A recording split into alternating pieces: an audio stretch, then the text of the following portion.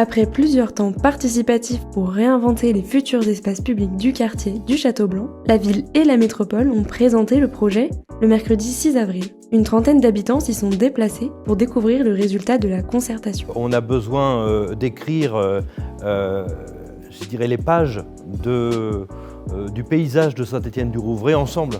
Parce qu'effectivement, on peut avoir tous les bureaux d'études, on peut avoir toutes les maîtrises d'œuvres, d'ouvrages que l'on veut bien, etc.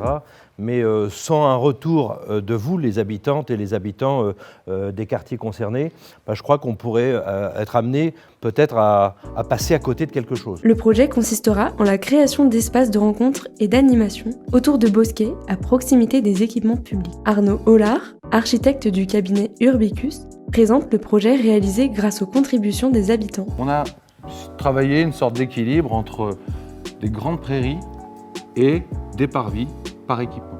Dans ces deux prairies, on propose d'avoir une offre complémentaire pour les jeux d'enfants plutôt 6-12 ans. Pour les plus grands, l'idée ici, c'est que finalement, cette zone-là reste une zone assez ouverte.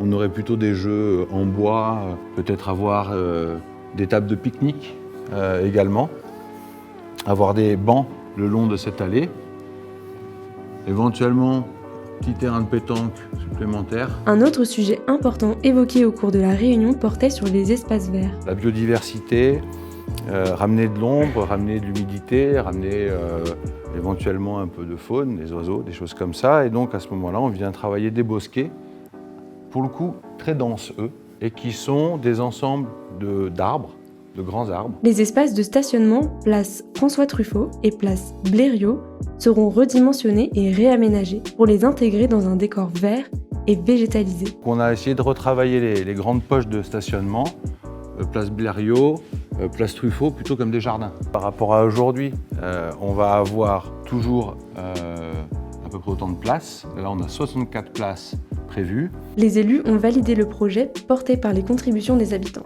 Les travaux commenceront en 2024 pour changer les espaces publics du quartier.